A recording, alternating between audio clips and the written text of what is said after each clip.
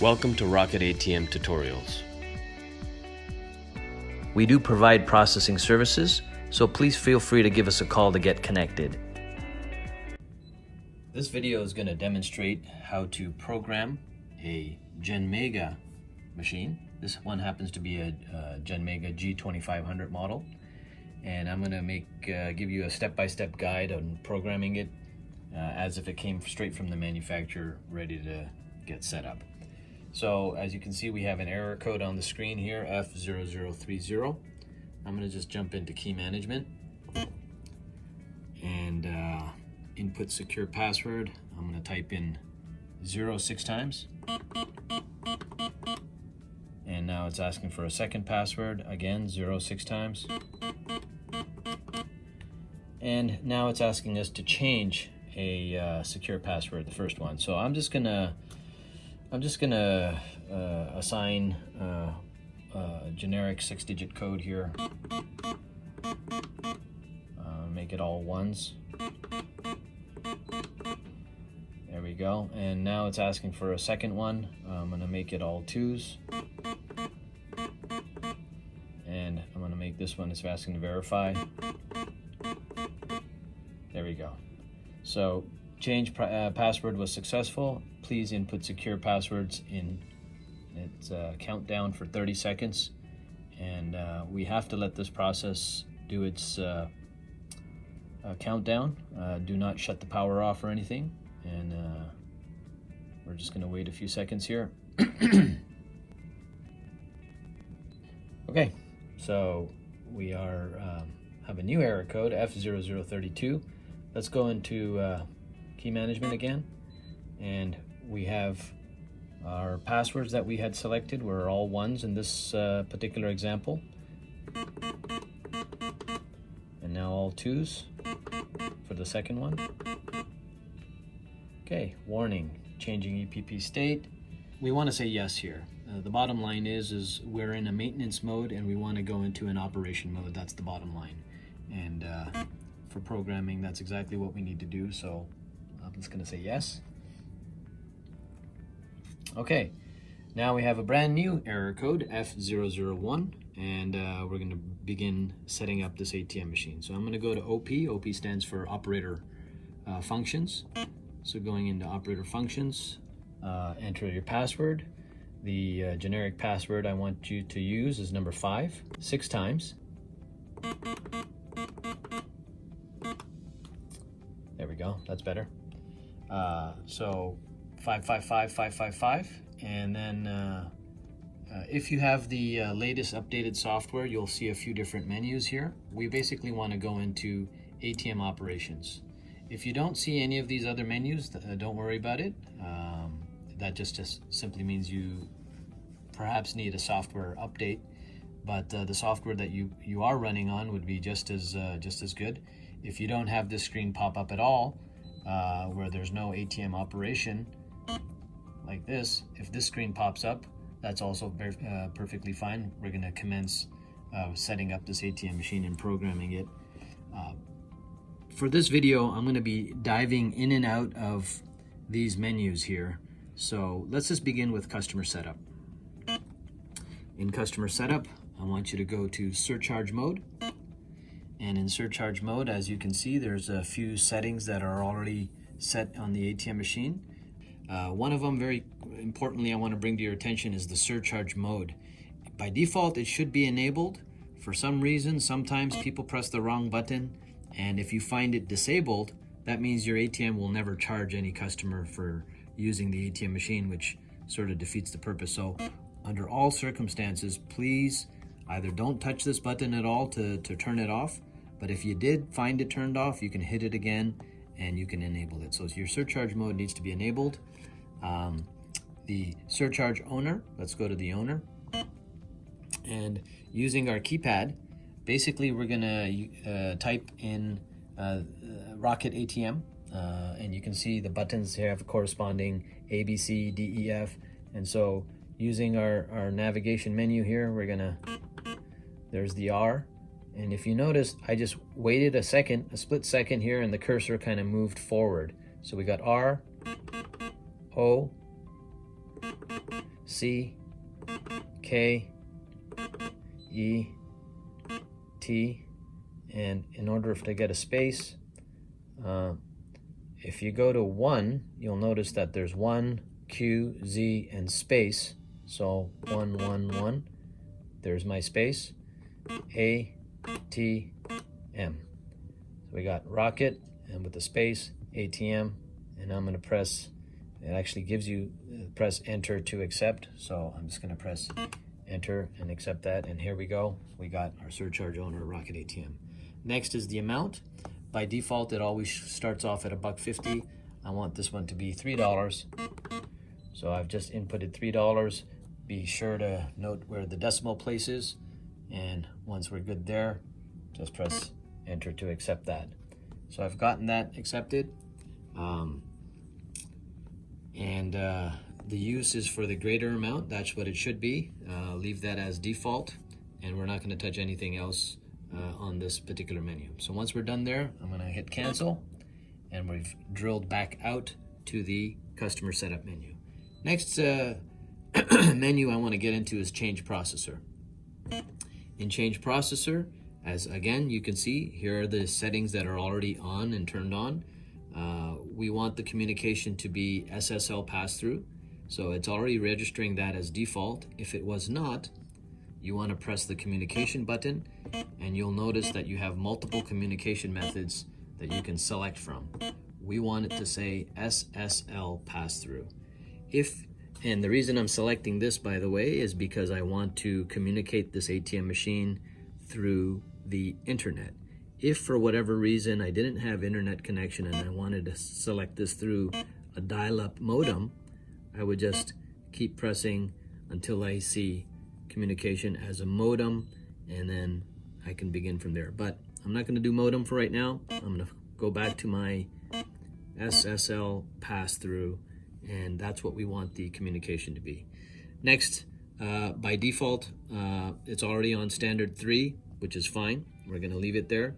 SSL data format, 7 bits even parity. That's what we needed to say. If it was something else, you can see odd parity, 8 bits, 7 bits even parity. So there's a toggling button here to get it to your desired thing. So 7 bits even parity. Reversal on host error, I do want that to be enabled. If it was disabled or not on, you can go into the processor options, and here's the button there to turn on and off the reversal on host error. So I do want that on. We don't need to bother with the host mismatch error, so that's fine. I'm gonna hit cancel. So this is exactly what we want it to be: SSL pass-through, standard 3, 7 bits even parity, and enabled. The next functionality I want to do is going into the SSL menu. I do want to make sure that the SSL version is TLS 1.2. If it was something else, you can use the toggling button here for SSL version and get to your desired TLS 1.2. The host name verification, we can use that, leave that as enabled, and the SSL certification is disabled. So that's the setting there, and I'm going to go ahead and hit cancel. The next menu I want to jump into is the DCC Tran, and going into DCC Tran, I see that the DCC transactions and the type we want it to be on Gen DCC. There are a couple of different types. We wanted just to put it on Gen DCC, and I want to make sure that that's enabled. So there we go. We have Gen DCC transaction is enabled, and the Visa DCC is also enabled, which is where you want it to be. If it was not enabled, it would be disabled. Make sure you enable that for Visa DCC. Okay, so we're going to hit cancel from there. And the last menu that we haven't touched into is the standard 3 options. So going into standard 3 options, we have 4 settings here. Bottom line is for programming and setting up this ATM, I want it to be enable, enable, disable, disable. Very easy. So the TCP/IP CRC mode, which is the right here, is the bottom button, is now disabled that COM headers should be enabled. If they're not, please make sure you enable it. Status monitoring, same story. You want to make sure that's enabled. 12 sequence is already disabled. So bottom line, enable, disable, disable. So hitting that, we've got it disabled. Go ahead and hit cancel. Okay, so we're done our change processor menus. I'm going to drill back out. And we're drilling back out. We're out to customer setup again. Go to optional function. And in optional function, I want to go to EMV, very important. And I want to make sure that my EMV is enabled. If it's not enabled, if you came to the screen and you saw this as disabled, make sure you enable your EMV. And all of your AIDs should be enabled. If they're not enabled, you can go through the menus over here and make sure that they are enabled. There's nothing really more you need to do over here, so I'm just going to cancel out, cancel again, and cancel one more time. So that's 3 cancels, and we're back to our original operation function screen. Next menu I'm going to jump into is the system setup. And in system setup, we're going to take a look at our serial number, and it's already populated our serial number. Serial numbers are located, by the way, up on the top here. If they're not, if you open the top door, on the inside wall, you'll see that there's your serial number. You can jot that down, and then once you've got that written down, you can come to your front screen here. Hit change serial number, and again, using your alphanumeric keypad, which we've already done, you can program your serial number. I'm just going to go ahead and hit cancel. It's pretty self-explanatory. Setting your timer, the clock on the ATM machine, very, very important. As you can see, this one is way off, back to 1999. So let's go ahead and set the year, 2020, and we're going to hit enter. So I'm going to hit the month, 04, enter. The day is 19, enter. And then the timing, we're going to hit new, it's 12 o'clock noon and 30 minutes. So there's our time, very important. Processors do look at the timing of a transaction, so this should be current. Make sure that your date is accurate. Go ahead and hit cancel from there. Language selections, if you are in areas that require different languages, English is always on by default. I recommend maybe even Spanish on, and give people some option to conduct transactions in Spanish as well. So I'm going to hit cancel from there. And that's pretty much it on this menu. Go ahead and hit cancel one more time, and we've drilled back out. So we've done customer setup, we've done system setup. Let's get into host setup now. In host setup, excuse me, we're gonna start off with terminal number. Now, when you set up your account at Rocket, of course, we will assign you a terminal number. If you have a terminal number given to you already, and you come to this menu, hit your terminal number, and we're gonna change terminal number. And again, it's that same menu screen using our alphanumeric keypad here. We're going to type in our terminal number. So in this particular example, I'm just going to pretend like we have a terminal number, N. Well, no, I'm going to hit clear. I've made a mistake. I want it to actually be G. So there's G, and then M. And let's just say we have 0, 1. Well, you can see I went a little too fast. I got 0Q. So it's a good little learning lesson here. I've made a mistake. I'm going to hit clear once and go back. There's the 1 and maybe a 2. There's the 2, 3. There you go, 3, 0. Another 0, and there you go, another 0. I'm just pretending here that's a terminal number. If that's your terminal number you were given by us, then populate it as you can see how. You can see there are menus to get lower characters. We want our terminal numbers to be in upper upper alphabet, upper caps. So we have that. I'm going to go ahead and hit enter to accept that. And you can see that on the main screen here we have our terminal number. Okay, so hit cancel. And then I am going to go into routing ID now. And in routing ID, we're going to hit change routing ID. And I'm going to type up a routing ID. I'm programming this for Columbus data, and so therefore I'm going to put in a Columbus data routing ID, which is CDS AA0. So C D S A 0. I want it to be CDS AA0. Once I got what I desire, I'm going to hit enter, and I can see I've programmed the routing ID. Go ahead and hit cancel from there, and then I'm going to go into the host IP address. In host IP address, as you can see, there are no settings right now, so we're going to start populating these fields. I'm going to start off with the change host IP address number 1, and then number 2, and then the port numbers we're going to populate as well. So change host IP address. For Columbus data, I want to type in 208.35.209.1. It's a URL address. 208. For dot, I want to hit 0 2 times quickly.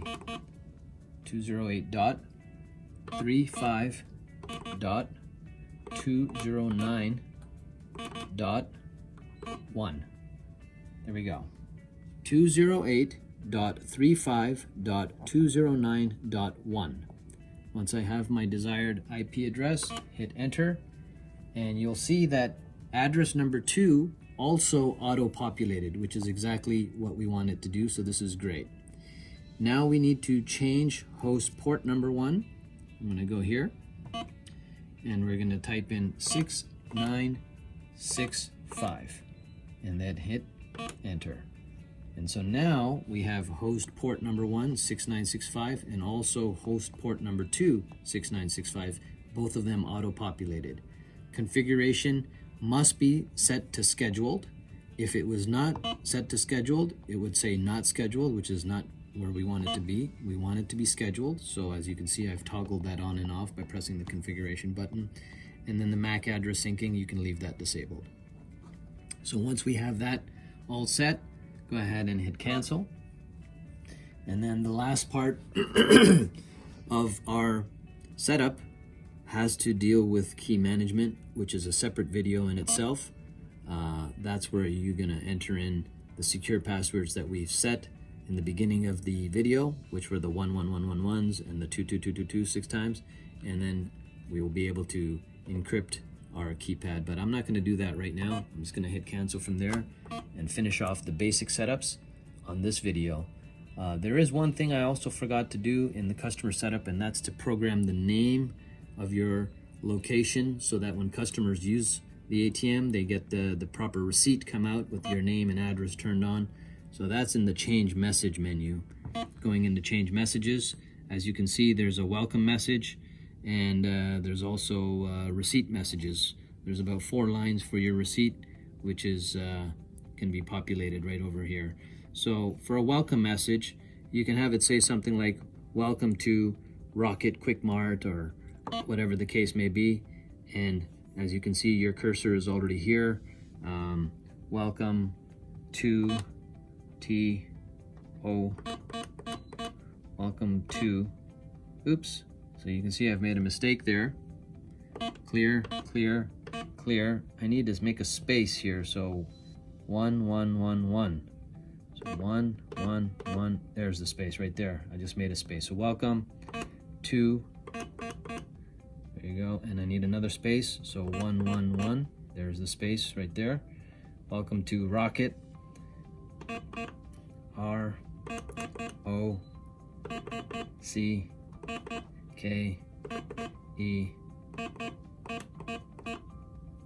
T.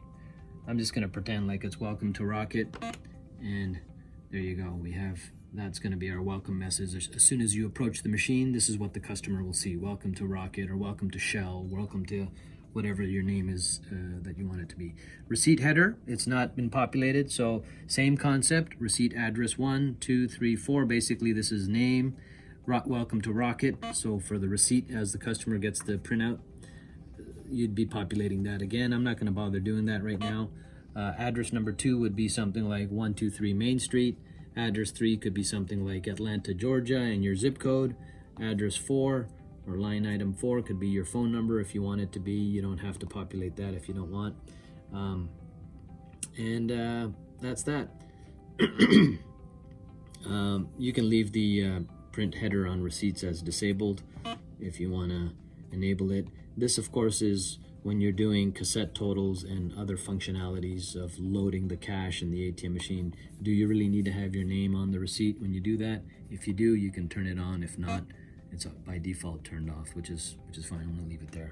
So hitting cancel from there, cancel again. I'm again back to the main operation program screen. And as you can see, we've done our customer setup, we've done our system setup, we've done our host setup.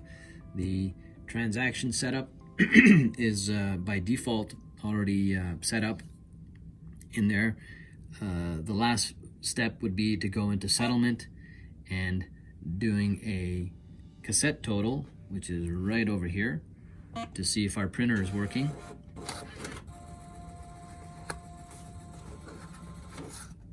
Well, it is working, but my door here is open, so I've got a cassette total that's working fine. And going into add cash, and in add cash, go to cash box number 1. If you have multiple cash box, you can program the bill count. So going into add cash box number 1, maybe putting 10 bills in there, let's say, and there you go. We've got 10 bills, a value of $200, which basically means it's a $20 denomination that's already set. If that's where I want it to be, hit cancel, and then cancel again. And canceling out will initialize the ATM machine, and if it's connected to the internet already, you should technically be going online. But if you recall, there was the key management menu that was remaining. You'll need to contact the office to get those informations. Thanks for watching. We do provide processing services, so please feel free to give us a call to get connected. Don't forget to subscribe down below and hit the bell icon to get notified when we post our latest videos.